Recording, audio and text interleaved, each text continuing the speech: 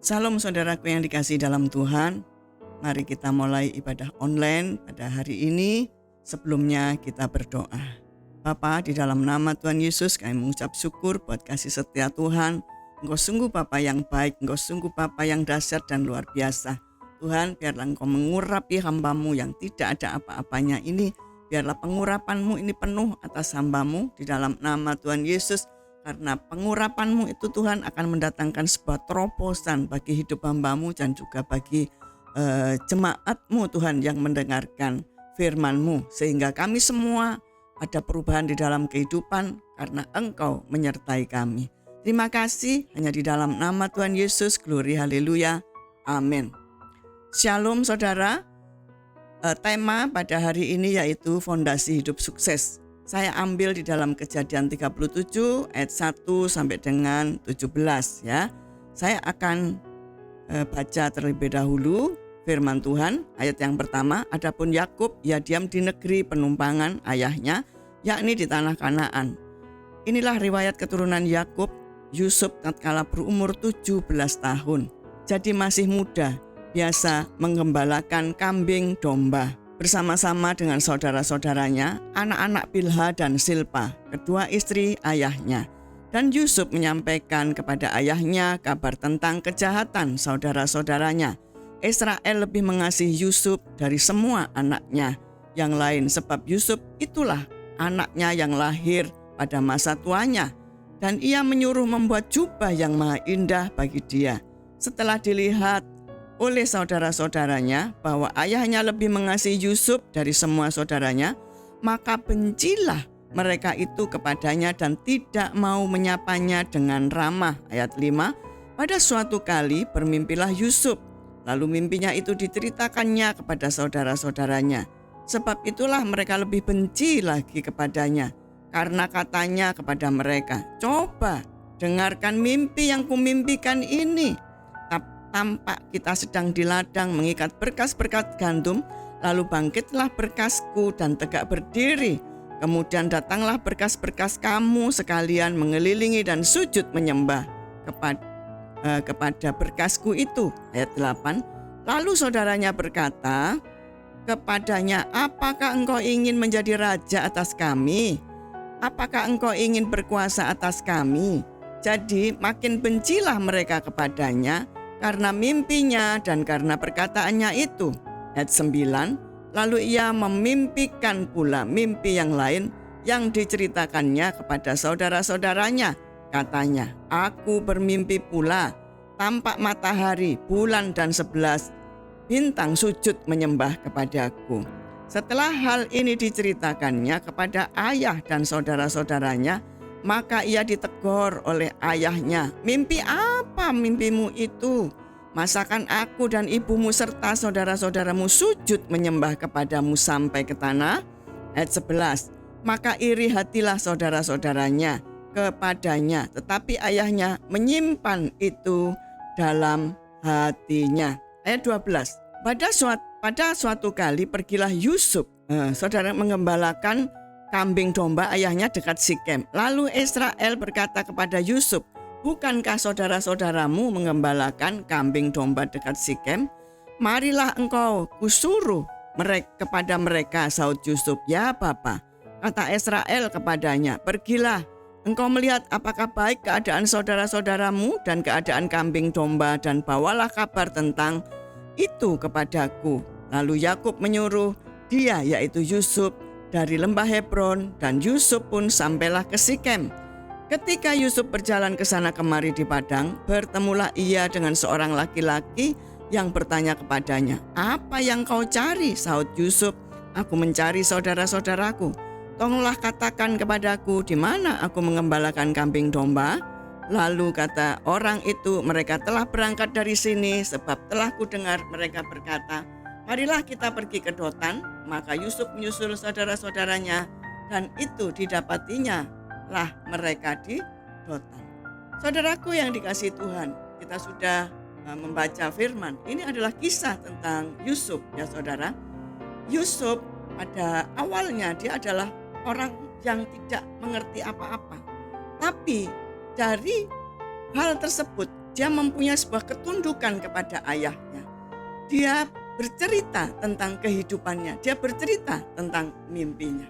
Saudaraku yang dikasihi Tuhan, mimpi itu tidak kita bisa tahu ya, dalam arti mimpi itu datangnya dari Tuhan. Kalau mimpi itu datangnya dari manusia, pasti manusia itu mereka-reka akan keberadaannya. Tapi Yusuf ini enggak. Ini adalah sebuah perjalanan kehidupan Yusuf untuk menuju sukses. Jadi hidup seseorang apabila ingin sukses itu harus ada fondasi, saudara ya. Jadi semua orang hidup itu ingin sukses.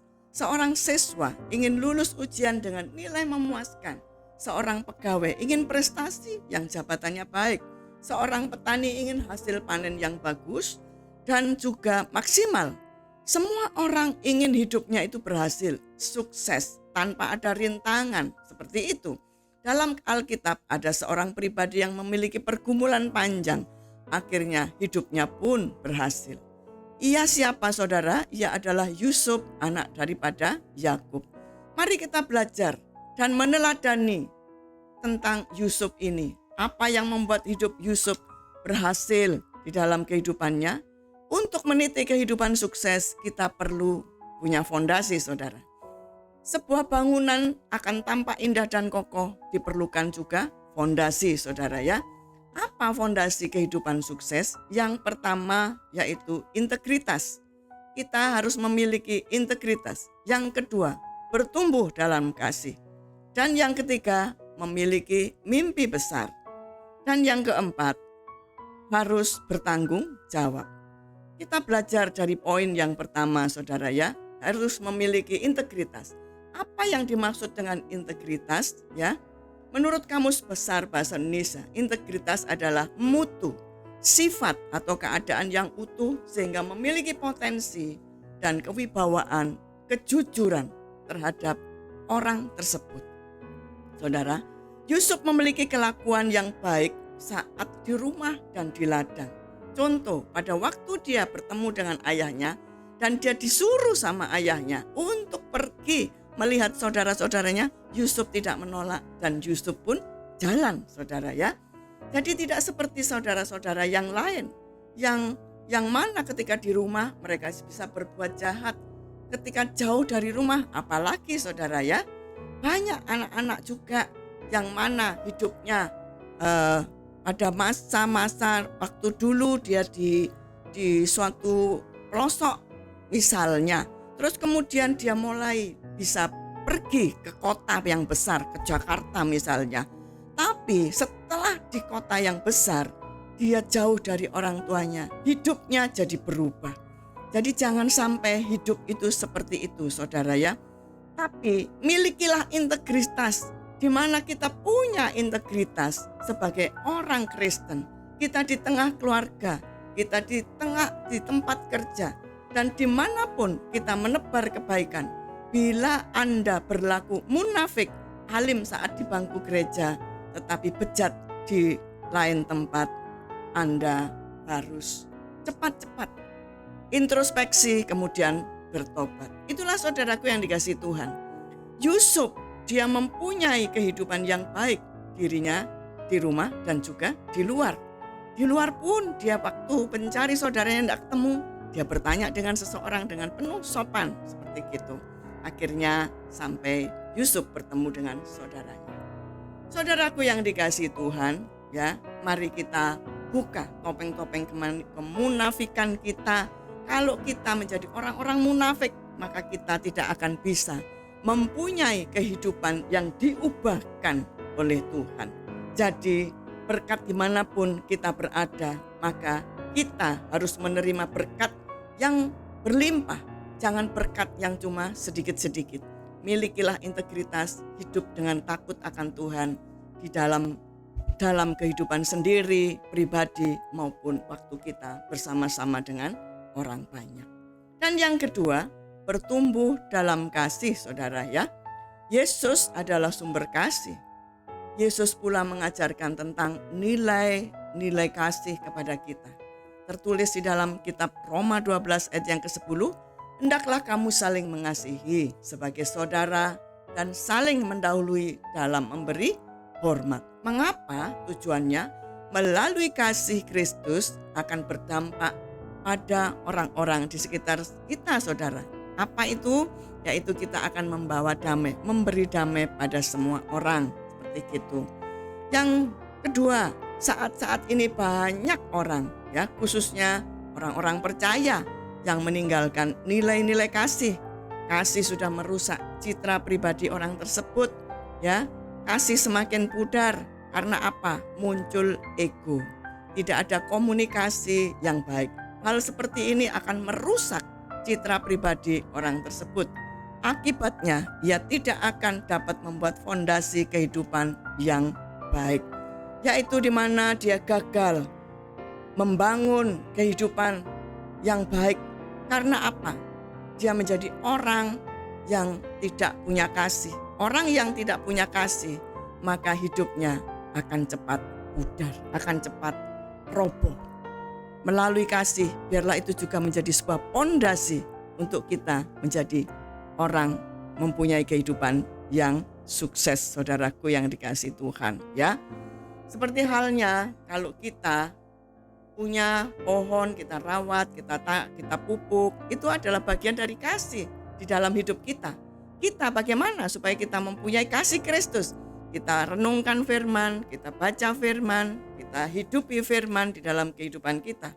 Maka karakter Kristus itu akan nyata di dalam kehidupan kita. Itulah saudaraku yang dikasihi Tuhan, hendaklah kita bisa memberikan cahaya melalui kasih Kristus kepada orang-orang di sekitar kita. Yang ketiga, kunci hidup sukses yaitu harus memiliki mimpi yang besar. Yusuf punya mimpi yang besar, saudara.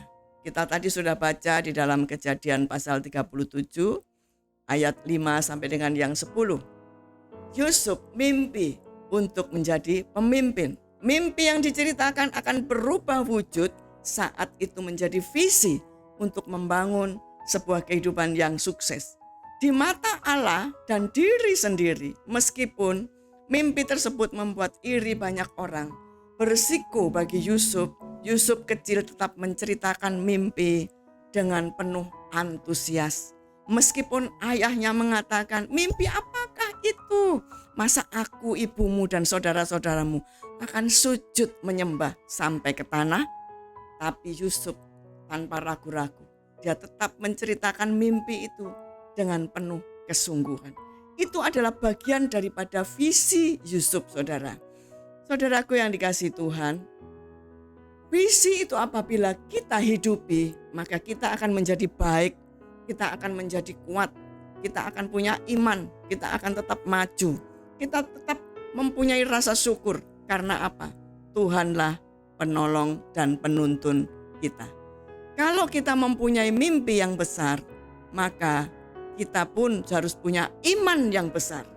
Karena melalui iman yang besar itu sebagai suatu tujuan untuk kita bisa memiliki semua mimpi-mimpi itu menjadi kenyataan. Dengan tujuan, dengan iman yang semakin kita tumbuhkan dan kita memperkatakan, maka saya percaya mimpi yang besar itu akan terjadi di dalam setiap kehidupan orang percaya. Saudaraku yang dikasihi Tuhan, kalau kita mempunyai mimpi, jangan dilewatkan, tapi diuji. Mimpi itu datangnya dari Tuhan atau mimpi datang dari diri kita sendiri. Kalau datang dari kita sendiri, maka kita itu menjadi orang yang karena apa? Kita ngelamun dulu ya. Terus kemudian terjadilah itu di alam bawah sadar kita dan jadilah mimpi. Tapi itu bukan dari Tuhan. Dan kalau kita itu berdoa, pasti ada suatu hal yang tidak membuat kesejahteraan di dalam hidup kita. Tapi kalau mimpi itu dari Tuhan, kita akan dituntunnya, saudara ya. Kita akan dibawanya. Kita akan dibawa untuk menghidupi mimpi tersebut sehingga itu akan menjadi mimpi yang berhasil di dalam kehidupan kita. Karena apa? Tuhan menyertai kita. Saya pernah bermimpi, saudara ya. Saya waktu itu enggak ngerti, ya. Saya enggak ngerti. Waktu itu keadaan kondisi ekonomi kami sedang terpuruk, ya. Tiba-tiba di tengah malam saya itu bermimpi, ya. Bermimpi sepertinya saya itu di sebuah warung. Terus kemudian waktu saya keluar dari warung itu, saya didatangi seorang pria. Pria itu compang-camping dan kemudian dia minta sedekah kepada saya. Waktu itu saya punya uang, saya kasih, saudara ya, 2.000. Menurut saya 2.000 lebih besar daripada 500 rupiah. Saya kasih 2.000. Dia mengucapkan terima kasih.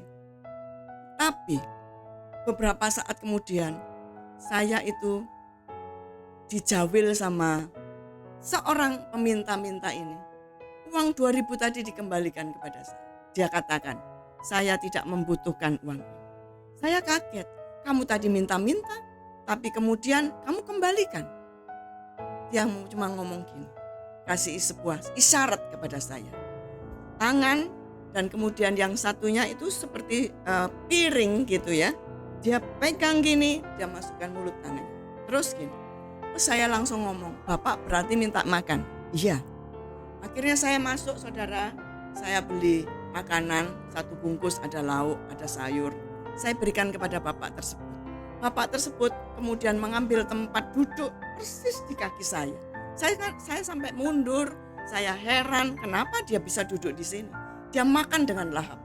Setelah itu, tiba-tiba saya ini seperti orang kaget, saudara ya. Saya tersadar, terus kemudian saya diam aja. Mimpi apa itu tadi Tuhan? Roh Kudus langsung berbisik kepada saya, pemenuhan kebutuhan. Kemudian saya diingatkan tentang Filipi 4 ayat yang ke-19, yaitu bahwa Allahku memenuhi semua keperluan kebutuhan menurut kekayaan dan kemuliaannya. Setelah itu saya kaget, setelah itu saya mulai bersyukur. Tuhan terima kasih, Engkau adalah Allah pemenuhan kebutuhan. Saya percaya itu hanya untukku. Tapi kalau Tuhan utus saya membagikan kepada orang lain, saya akan bagikan. Tapi mimpi ini saya akan hidupi, akan menjadi sebuah fondasi dalam hidup saya. Bahwa saya pasti dicukupkan semua sama Tuhan. Karena Tuhan nyata di dalam kehidupan saya. Saya katakan gitu, saudara. Dan itu benar terjadi dalam kehidupan kami. Di masa keterpurukan kami, Tuhan pelihara kami. Ya, Tuhan kirimkan burung gagak kepada kami untuk beri apa? Daging. Untuk beri apa? Roti. Itu yang kami alami di masa-masa kami mengalami masa sulit ekonomi. Itulah saudaraku yang dikasihi Tuhan. Kalau saudara punya mimpi, hidupi mimpi itu. Tanyakan kepada Tuhan apa maksudnya. Saya percaya itu yang akan membuat hidup kita berhasil, saudara. Yang terakhir yaitu kita menjadi orang agar mempunyai hidup sukses, fondasinya yaitu bertanggung jawab. Yusuf menjaga kekudusan, saudara ya, di dalam Kejadian 39 ayat 8 dan 9. Tetapi Yusuf menolak dan berkata kepada istri tuannya itu, dengan bantuanku, tuanku itu tidak lagi mengatur apa yang ada di rumah ini, dan ia telah menyerahkan segala miliknya pada kekuasaanku. Bahkan di rumah ini ia tidak lebih besar kuasanya daripadaku, dan tiada yang tidak diserahkannya kepadaku selain daripada engkau, sebab engkau istrinya. Bagaimanakah mungkin aku melakukan kejahatan yang besar ini terhadap dan berbuat dosa terhadap Allah? Itulah saudaraku yang dikasihi Tuhan. Kisah ini mengingatkan kita bagaimana Tante Potifar menggoda Yusuf yang masih bujang, yang masih imut-imut, yang tampan, yang gagah perkasa. Tapi Yusuf tetap menjaga kekudusannya. Dia tidak mau. Dengan apa? Dengan tegas Yusuf itu menolak permintaan rayuan daripada istri sang majikannya untuk tidur dengannya. Sehingga Yusuf tidak mendustai Tuhan dan majikannya, karena Yusuf tahu akan ada risiko yang ditanggungnya nanti. Khususnya di hadapan Tuhan yang ia sembah dan benar karena ulah dari istri Potifar. Sehingga Yusuf didakwa mencemarkan nama keluarga Potifar sampai pada akhirnya Yusuf dipenjara.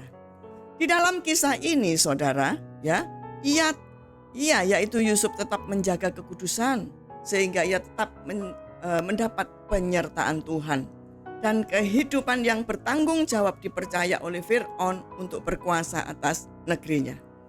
Saudaraku yang dikasihi Tuhan, di akhir zaman ini banyak kita jumpai anak-anak Tuhan yang tidak bisa menjaga iman, tidak bisa menjaga mempertahankan kekudusan apabila ia didera oleh banyak masalah, khususnya masalah keuangan, sehingga ia kompromi dengan dosa.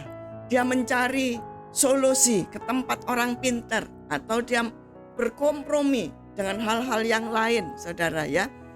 Kiranya kalau saudara mengalami hal-hal seperti ini, berdoalah, minta supaya dijauhkan dari hal-hal tersebut. Kita percaya kita punya Tuhan, yaitu Tuhan Yesus yang maha dahsyat dan maha kaya, sanggup mengubah kehidupan kita, sanggup memberkati kita kalau kita di dalam problema keuangan saudara ya. Apabila kita pun juga punya pasangan, kita harus setia kepada pasangan kita. Contoh burung merpati saudara ya, dia itu selalu kemana-mana bersama-sama, Yang satu dipisahkan, misalnya yang pria dipisahkan atau yang betina dipisahkan, pria tidak akan mencari betina yang lain. Begitu juga betina, dia tidak mencari pria yang lain. Dia akan begitu dilepas kembali, dia akan ketemu dan dia akan bersama-sama. Saudaraku yang dikasihi Tuhan, itu adalah bagian daripada apa? Tanggung jawab kita kepada pasangan kita, saudara ya. Jadi dari sini, saudaraku yang dikasihi Tuhan, hendaklah kita punya tanggung jawab di dalam diri kita sendiri, dan biarlah itu tercermin di dalam kehidupan orang-orang di sekitar kita. Melalui fondasi hidup sukses, kalau kita benar-benar gunakan, kita benar-benar mulai pupuk fondasi-fondasi itu, mulai kita buat dengan keberadaan iman kita, maka kita menjadi orang yang berhasil. Karena firman Tuhan katakan di dalam Yeremia 29 ayat 11, saya akan bacakan saudara ya. Yeremia 29 ayat yang ke-11. Sebab aku ini mengetahui rancangan-rancangan apa yang ada padaku mengenai kamu. Demikianlah firman Tuhan, yaitu rancangan damai sejahtera dan bukan rancangan kecelakaan, untuk memberikan kepadamu hari depan yang penuh harapan. Saudaraku yang dikasihi Tuhan, Tuhan Yesus tidak pernah merancang hidup kita tidak berhasil, tidak sukses. Oleh karena itu, tetap kita harus berpaut kepada Tuhan, miliki fondasi firman Tuhan, miliki fondasi pujian dan penyembahan, miliki fondasi intimasi dengan Tuhan. Maka rancangan Tuhan itu pasti berhasil di dalam kehidupan kita. Amin saudara. Tuhan Yesus memberkati, mari kita berdoa. Puji syukur kami naikkan di hadapan-Mu, Engkau sungguh Bapa yang baik bagi kami. Terima kasih Bapa. Terima kasih, terpujilah nama-Mu. Firman-Mu sudah hamba-Mu sampaikan tentang fondasi hidup sukses bagi orang percaya. Untuk senantiasa memautkan hati kepadamu, untuk terus menjadi orang yang punya integritas dan kemudian bertumbuh dalam kasih, memiliki mimpi besar dan bertanggung jawab. Jadikan itu dan meteraikan itu kepada kami semua, sehingga kami menjadi orang yang berhasil di dalam Tuhan Yesus. Terima kasih, hanya di dalam nama Tuhan Yesus Kristus, glory haleluya, amin.